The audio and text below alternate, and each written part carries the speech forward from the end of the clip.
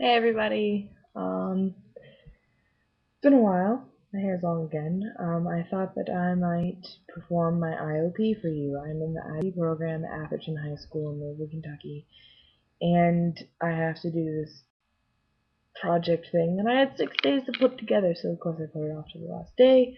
So that's what I'm doing right now. All right. So if you give me a second, I'm going to put it on to the presentation, which I have on another tab, and we'll get right to it. But I'm going to tell you right now, if you haven't read Alice in Wonderland or Bicycle Thieves, you may be a little bit lost. Okay, here we go. Alright, start presentation. Oh yeah, I actually have already performed this for my cats. They liked it, and it's not actually done right now. I just kind of wanted to get it out there a little bit. Okay. I've titled the presentation Alice Little and Antonio Ricci, which are the names of the main characters that I will be comparing. And I'm not going to be looking at the webcam anymore. I'm going to be kind of like going in between, so make it a little bit creepy. Alright, so Alice Little and Antonio Ricci by Tyler Warner. This is my individual oral presentation for Mr. Reinhardt's IB English class. Anyway, so I want to compare the contextual similarities and character responses to external stimuli to show how the differing authors perceive how people should behave in dire situations. Okay, basically, Alice is stuck in Wonderland, and she doesn't know what she's doing there, and Antonio is stuck in this sort of really weird limbo of sort of economic, not really sure what he's doing sort of thing, like that. Realize I should probably be timing this, I'll look at it later, whatever. Alright, so next slide. Alright, so the thing is about both of these places is they're both self-serving environments. They're very, all of the characters in Alice in Wonderland and in Bicycle Thieves are very self-serving. Oh my god. Andy, really? Are really self-serving characters. Alright, so in Alice's, there's two different things that I've noticed. Is that in Alice's land there's the pride aspect of all of the creatures that are there. They're very up on themselves, and one of the two examples that I mainly thought of were the rabbit and the queen. The rabbit is he wears his waistcoat, he's got his pocket watch, he's got his gloves, and he's very persnickety about everything. And he doesn't especially when they're in the house scene, he makes sure that it's his servants that are doing everything for him. I realize you can't see my hand movement unless they're up here, and I'm too lazy. It's like 30, no, it's like 12:40 in the morning. I'm not doing this. Anyway, so and then of course the other character is the queen, and she doesn't know what she's doing either, and that's one of the main things about these self-serving environments is when people. I realize that both of the authors of these two works are both they're pointing out how little people actually know about what's going on in their environment. Like, the queen doesn't know what's happening, but she knows that she's in charge, and she knows that because of that, she has to punish people. She has to do things like that will allow her to continue to be in charge. And that's where the mafia comes in Bicycle Thieves. The mafia also does those sorts of things, except it's not to stay in charge. They're trying to make it so it's in the betterment of the community in which they find themselves, but it doesn't really work because they aren't really doing it in a way that is productive. Then there's the employment office, which is kind of like, I don't know how I made this connection, but the employment office is a lot like the cat in Alice in Wonderland. See, this is where I'm coming from. Okay, so the cat is the only character that shows any sort of empathy towards Alice as a character. He tries to take her on the same path, and he sort of is the only character that's like understanding that she doesn't know what's going on. And the employment office does the same thing. It's like, okay, we're going to try to help you, but you've got to give and take a little bit too. But it's mostly they're just doing what they can with a dire situation, like I said earlier. And the thing about it is they're both still extremely apathetic. And then the thing that in Bicycle Thieves is there's the reluctance of the community to help.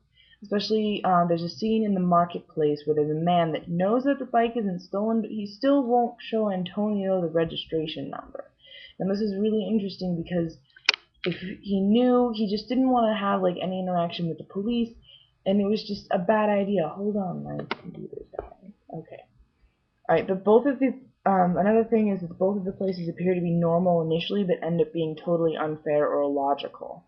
And that leads me into my next point, which is how people respond to the environment. Alice tends to argue with the system, like especially in the Mad Tea Party. She intentionally applies real-world logic and ethics to a situation which obviously does not use those things, or at least the ways in which she perceives them. She tries to tell the Mad Hatter, that it was impolite of him to offer any wine, and he retorts that it was impolite of her to sit down. He was pointing out the fact that she was not following her own rules, but expecting others to follow those rules.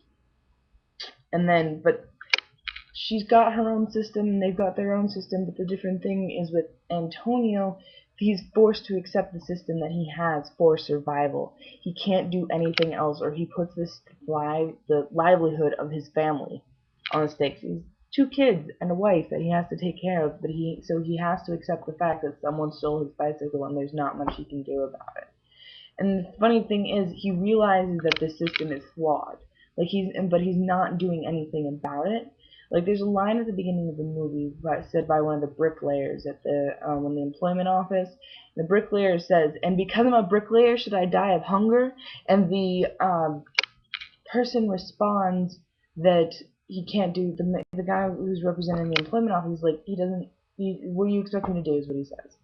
And it shows that they know it, but they know that there's an issue, but they remain powerless. And this is really contrasted with Alice's, because she's ultimately in charge, because she is, like we find out on later in the book, that she was dreaming.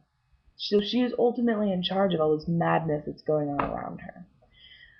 And one of the things I recently added was everyone is blind, was something that was interesting. There's a common theme that, like I said earlier, that no one really knows what's happening, and Santona can see. She's the oracle that Antonio's wife Maria goes to see, and Santona gives them hope, but she doesn't. She either gives you hope or fear, and it's like one or the other. I don't know how that fits in. I'm gonna. Right. Dynamism of characters in relation to class. Antonio represents a mass group of people. He represents not the bourgeoisie, like some crazy Marxists will say. He represents the working class. Because in the movie there's so many imageries of flocks of people and people together. There's so few shots of people just by themselves. It's almost communistic in its perspective. I think it's emphasizing the fact that they are all together and they're trying to work through it. Well, this differs from Alice, where she's alone. There's just she's just one little girl going through this crazy ass world out there, and she doesn't see it. And I think that's kind of what Carol was kind of trying to say, was that that everyone is alone and doesn't know what's going on. But Desika was saying something different in the fact that even though we're alone, we are trying to work through it together, but sometimes it doesn't work. And that's my Iop presentation as of right now. I'm going to add, here, let me see, I'm going to add more stuff about communities in distress, what they consider to be intelligence, leadership positions. I think I kind of already covered that with the mafia and the queen. There we go, that's the same thing. A sense of self, rules of logic and class, and results of construction. I think I've kind of covered a lot of those, but going from right now, I think I'm doing a pretty good job. I mean, I usually stay up until 2 doing my informal essays, and it's only like 12:46 right now. I mean, we've got an hour and 15 minutes to completely get this down pat, and I think I've got this. I mean, I'm a pretty okay oral present. Oh my god, I'm so tired. I need to go chug some coffee. But anyways, thank you. Here, my cat's right here. Hold on. Here, Andy. Say hi to everybody. Say hi to everybody. Say hi. Say hi. Oh, you want to go bye-bye? You can go knock my stuff over? Yeah, I can yell at you later.